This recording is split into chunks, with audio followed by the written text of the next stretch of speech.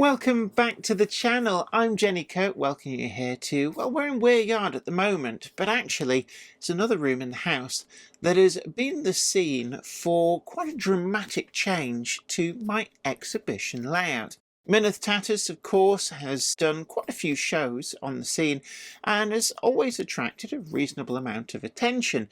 It's often been the focal point for Monday Club meetups when I've been displaying it at shows, but modelling is like anything else. The more that you do, the better you get at it. And not only that, you come upon newer materials that perhaps you didn't know about, and you refine your techniques, you learn new techniques, and you find new products that you want to incorporate. And for me, that's exactly what's happening with Myneth Tattoos. I felt I could do better. And in last week's episode, we started the often quite scary journey. I think starting is always the hardest part. When you've got what outwardly looks like a normal layout, fully functional layout, the idea of stomping your way through the hillside and ripping up trees and doing all sorts of things with it, it's actually quite daunting. But once you get started, it really is a thoroughly enjoyable experience. And in today's video, we're going to be looking a little bit more at the rebuild of Myneth Tatters. So come with me and let's get on with it and see just how that build is progressing. And of course, as we go through this video, don't forget to tickle that like button. It's a great way of showing your appreciation, and also it does help the channel grow. And I'd love to hear from you in the comments as we go through. Do let me know what you think. It's always great to hear from you, and let me know about your rebuild or building projects as they're going on. You can also find a link in the description box that takes you to our Patreon if you want to help support the channel. And as always, we've got a full merch store. Do check it out, and the Monday Club badges as well are available. But I'm waffling. Let's get on and see just where the rebuild on Myneth Tatters takes us today. Today's video comes in association with Trainomatic, makers of DCC decoders and accessories that are designed by enthusiasts for enthusiasts. Find the full range available to order now at tramfabriek.co.uk. We're proud to be supported by TMC, the Model Centre, your first choice for new and used. Pre-order all forthcoming models with confidence, or check out the extensive listings of second-hand. Each model is checked by experts in the field to make sure you're getting the very best. With new models uploaded daily, there's always something new to find. You can also specify from their value weathering and renumbering service right through to bespoke graffiti to get exactly the model that you want. Get something special today by browsing at themodelcentre.com.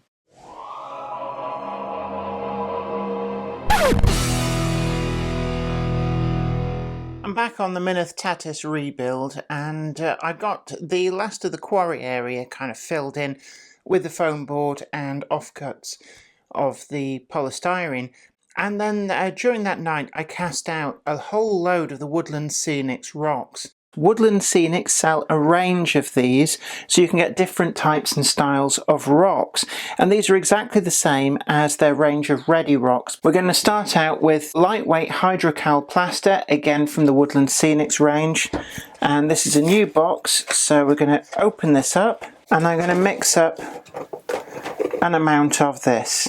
Let's just try and get this mixed up. And remember, just as before, we are on the clock now. We're not at home to be disturbed. As soon as the water goes in, the time very much is ticking down. We're now at a point where we've got the consistency just right. So we just need to make sure all of the plaster that was around the edges of the mixing bowl have been adequately mixed up. Wet down the mould, fill up all of the bits in the mould. I think this might just be enough. Smooth all this out. I would tap the mould. The idea behind this is it's just like you do with concrete. Tapping the mould just brings the air bubbles up to the surface. This can be left to set Now with these you can buy them ready-made and painted, but it is a very expensive way of doing it. So I have a collection of moulds and I just cast my own, which over time and over many layouts is a much more cost-effective way of doing it. And you can see one of them here, and you can just keep casting from the same moulds over and over again. And I'm just having a little bit of a play around with where to position some of the bigger pieces. I actually have a really huge rock mould, and what I found is on a small layout like this, I've actually ended up, I gave it a sharp tap with a hammer on the back and I split that in two, and that's going to fit in above this tunnel mouth. I was never happy with these faces. They're just the bare plaster painted and they just don't look very good. Now I've got another one of those medium-sized rocks, and that's going to be built back into there. And then I've got a lot of small ones. I've actually cast a huge job lot of these, and I'm going to use them to fill in around things. And I think this is going to make quite a great attractive area. What I'm going to do today is I'm going to secure in all these rock faces, and I'm going to start with some plaster bandage to give a good key for these to be stuck to with yet more plaster. One of the first preparatory things to do is to cut up your plaster bandage into small manageable strips, and the size of these is usually dictated by the work that you're doing. You don't want to be doing this once you get the wet work underway. Preparation is always the key when you're doing any of this sort of work. And just in case I need any really small pieces, I'm going to create a separate little pile for a few of these. I'm not envisaging that I'm going to use a lot, but it's better to have and not need than need and not have. Plaster bandage is ridiculously cheap, so there's no sense in skimping. The whole purpose of this is it's going to kind of bond together the scenery and provide a really good key for those rock faces to adhere to. Because what I don't want in the rough and tumble of going to and from exhibitions is some of those rock faces falling clean away. And it's just simply a case of getting a small amount of water and dipping each of these in turn and spreading them out. I'm quite pleased with how the quarries turned out. I used all of those cast faces, and the secret really is to mix up a little bit of plaster at a time. Don't be too ambitious because the stuff does go off quick. Now I've got the little rock pool that I wanted up here. That's been sealed with plaster. I'll do a little bit of carving. Some of the spare plaster I dumped on the top there, partially for strength, but also partially because I want to do that as a rocky outcrop. With that, just as the plaster goes off, I'm going to be able to carve it with an old butter knife. Around this side, there's been a big change. And again, we've got proper cliff faces now. Whilst at the moment, all the plaster and the rock castings are the same colour, so it just makes them a little bit tricky to see what's what. I'm going to start cleaning this up, and then I can begin the painting, and this is really where it'll come alive. Whilst the plaster's been drying, I've been working a little bit off camera, and I've glued in a little hut and the track. Now this is just purely scenic, so I've hot glue gunned down the track, and just really it's quite approximate. Now the incline itself will go in once the track at the bottom has been done. If you're wondering why I haven't done anything on that, it's because it just proved easier to crack on with the quarry. So the incline itself will be built in to link between the two once I know what I'm linking to. But now that the plaster has had a chance to go off, I'm going to get some watercolours and start to colour all of this in. Additional support comes from... This is Clark Railworks, and this is what we do. You'll know us from Ellis Clark Trains, and you'll get the same friendly expertise with us too. We've got a huge range of pre-owned model railways from all your favourite manufacturers, and maybe some you hadn't heard of before. It's the place to come for quality. We don't stock substandard models, and everything we sell is fully tested and photographed by model railway experts. No matter whether you model 00 gauge, N, HO or more, we have sought after models from all around the world with new listings added every weekday. Check out what's available now at clarkrailworks.com and don't miss out on your latest logo. So what I've got here is a whole series of water-based paints. These three actually come in Woodland Scenics kit specifically for painting rocks. So I've got a whole bunch of these different paints. Because we want a slate feel, I think I'm going to go quite heavily on the darker colour. And I've also got a little cup here of water because I want to thin these right down as I do these. And I think the trick with this is not too much of the paint. So you can see it's just hugging into all of the little contours. You can see the detail coming through. And the finished product, it still looks a bit shiny. That's just because the paint is still wet. And once this dries, it will matte down quite nicely. This side still feels like it needs a little bit extra, but I'm going to let it dry before I go in with some more colour, just to see whether it tones down as it dries. It's not quite as dark to the naked eye as it appears on the camera. It should turn out reasonably well. And we've got the way through for the watercourse that matches into the original stream and waterfall. And one of the areas that I was really unhappy with on the original Mynydde Tatus now has this lovely sheer rock face above the tunnel portal. I've gone ahead and ballasted the quarry, just a mix of regular grey, granite ballast and black cinder ballast, just mix it up, and then some Deluxe Materials liquid ballast bond, and it really just kind of starts to finish off this area. Now whilst the paint and that glue dries, I'm going to turn my attention back to something I did promise in the very first episode that I would deal with.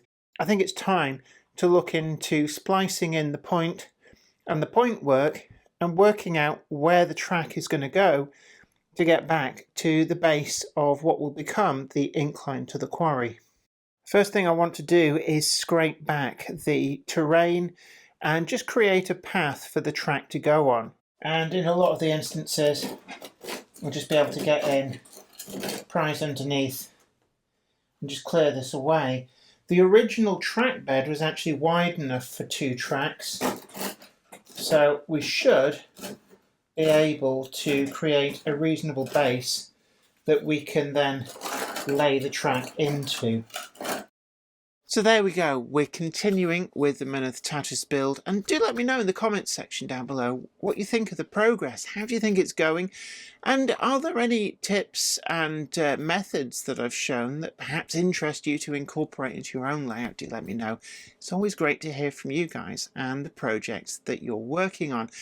And certainly for me, rebuilding Mynydde Tatus has initially been very daunting. You know, let's not get over the fact that when you take a fully functional, looks ostensibly okay layout and you start stamping your way into the mountain, hammering holes in the scenery, you can very quickly feel like, oh, what if this all goes wrong? What happens if actually it's like, oh no, it's not working, oh, what do I do? But actually I think once you get over that initial difficulty of starting, and starting is always the hardest thing in everything that you do. When I was an author, starting the writing of a book was always the most difficult process, when you had that initial open Word document on your computer and you had a title and nothing else, and just a loose idea in your mind of what you wanted to write.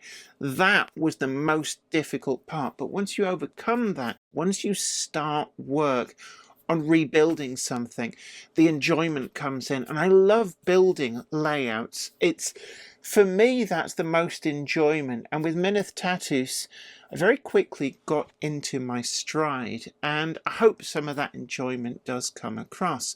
But we're going to be continuing next week with the rebuild of the Potato Mountain, so do stay tuned to this channel to see how we do, and ultimately, hopefully, we'll get it finished. There is an exhibition debut coming up, so I do have a deadline to work to, so fingers crossed all goes well. Please like, share and subscribe, and don't forget forget to pick up your Monday Club badge from the link down below.